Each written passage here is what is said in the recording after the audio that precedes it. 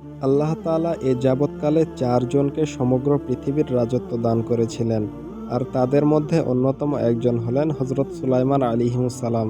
পৃথিবীর সবচেয়ে রহস্যময় শাসকদের একজন হযরত সুলাইমান আলাইহিসসালাম, যিনি পাহাড় কেটে জিনদের দ্বারা মসজিদে আকসা নির্মাণ করেছিলেন, যা বর্তমানে ফিলিস্তিনে অবস্থিত। আর মৃত্যুর পরেও অলৌকিকভাবে তিনি ১ বছর দাঁড়িয়েছিলেন। আজকের ভিডিওতে আমরা জানব মসজিদে আকসার নির্মাণ এবং হযরত সুলাইমান আলাইহিসসালাম এর মৃত্যুর পরেও রহস্যময়ভাবে ১ বছর দাঁড়িয়ে থাকার গল্প, যা আপনাকে নিয়ে যাবে ইসলামী ঐতিহ্যের এক নতুন অধ্যায়ে। পুরো ভিডিওটি দেখতে থাকুন এবং প্রতিনিয়ত ইসলামিক ভিডিও পেতে সাবস্ক্রাইব করুন।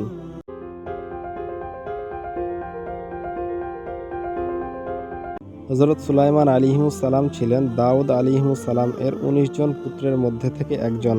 আল্লাহ তাআলা তিনাকে একজন নবী এবং একই সাথে বাদশাহী দান করেছিলেন। মাত্র ১৩ বছর বয়সে তিনি বাদশাহী লাভ করেন এবং ৪০ বছর সমগ্র বিশ্বকে শাসন করেন। আল্লাহ তাআলা তিনাকে প্রখর জ্ঞান এবং অত্যন্ত বিচক্ষণতা দান করেছিলেন, যিনাকে সমগ্র পৃথিবীর ওপর রাজত্ব করতে দিয়েছিলেন, যাকে মানুষ, জিন ও পশু পাখির ওপর শাসন করার ক্ষমতা দেওয়া হয়েছিল। বাতাসকে তিনার বাধ্য করে দেওয়া হয়েছিল, যা তিনাকে ২ মাসের পথ একদিনে ভ্রমণ করাতো এবং মাথার ওপর দিয়ে পাখিরা ছায়া দিত। জিনেরা সাগরে ডুব দিয়ে তলদেশ থেকে মূল্যবান মণিমুক্তা, হীরা জহরত ইত্যাদি তুলে আনত এবং সুলাইমান আলাইহিসসালামের হুকুমে নির্মাণ কাজ সহ যে কোনো কাজ করার জন্য সদা প্রস্তুত থাকত।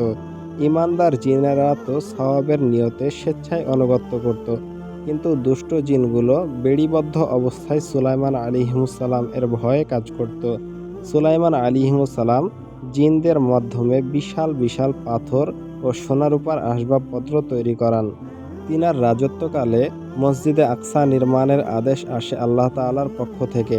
জিন, মানুষ এবং পাখিরা মিলিত হয়ে এক আশ্চর্য সৌন্দর্যের মসজিদ নির্মাণ করে, যার নির্মাণ শুরু হয়েছিল তিনার পিতা হযরত দাউদ আলাইহিসসালামের হাতে। নির্মাণ চলাকালে হযরত সুলাইমান আলাইহিসসালাম এর বিদায়ক্ষণ ঘনিয়ে আসে, কিন্তু নির্মাণের মূল দায়িত্ব অর্পিত ছিল অবাধ্য জিনদের হাতে, যারা কিনা সুলাইমান আলাইহিসসালামের ভয়ে কাজ করে যেত। এমতাবস্থায় হযরত সুলাইমান আলাইহিসসালাম আল্লাহ তাআলার কাছে ফরিয়াদ করলেন, হে আল্লাহ, আমি না থাকলে তো অবাধ্য জিনেরা তোমার মসজিদের কাজ অসম্পন্ন রেখেই চলে যাবে।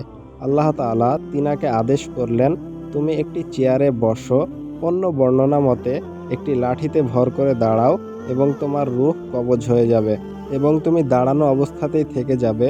তোমার শরীরে কেউ কোনো প্রকার ক্ষতি সাধন করতে পারবে না। এমন করে তিনি ১ বছর দাঁড়িয়ে রইলেন বা বসে রইলেন। জিনেরা নিজেদের মধ্যে বলতে লাগলো, সুলাইমান আলাইহিসসালাম মসজিদে আকসার নির্মাণের জন্য নাওয়া, খাওয়া, যাওয়া সবকিছু ছেড়ে সারাক্ষণ এখানেই থাকছেন, অতএব তাড়াতাড়ি কাজ শেষ করো। মসজিদে আকসার নির্মাণ কাজ পূর্ণ হবার পর সুলাইমান আলাইহিসসালামের চেয়ার বা লাঠি মোবারকটি আল্লাহর নির্দেশে উইপোকা বা ঘুনে খাওয়ার ফলে ভেঙে পড়ল এবং সুলাইমান আলাইহিসসালাম ঢলে পড়লেন। এই মসজিদে আকসা ইসলামে একটি অত্যন্ত গুরুত্বপূর্ণ স্থান। এটি ইসলামের ৩য় পবিত্রতম স্থান এবং এটি মুসলিমদের প্রথম কিবলা ছিল। নবীদের ঐতিহ্য এবং বনী ইসরাঈলদের ঐতিহাসিক নিদর্শন এটি। এখানে হযরত মুহাম্মদ আরবি সাল্লাল্লাহু আলাইহি ওয়াসাল্লাম মেরাজের সময় নবীদের নিয়ে ইমামতি করেছিলেন। হযরত সুলাইমান আলাইহিসসালামের জীবনের ঘটনা আমাদের শেখায় যে শাসন ও ক্ষমতা সবকিছু আল্লাহ তাআলার দান। তার মসজিদ নির্মাণের ইতিহাস শুধু ইসলামের জন্য নয়, বরং সমগ্র মানব জাতির জন্য এক অনুপ্রেরণা। ভিডিওটি যদি আপনার ভালো লেগে থাকে তাহলে শেয়ার করতে ভুলবেন না এবং এমনই ইসলামিক কন্টেন্ট পেতে সাবস্ক্রাইব করে পাশেই থাকুন।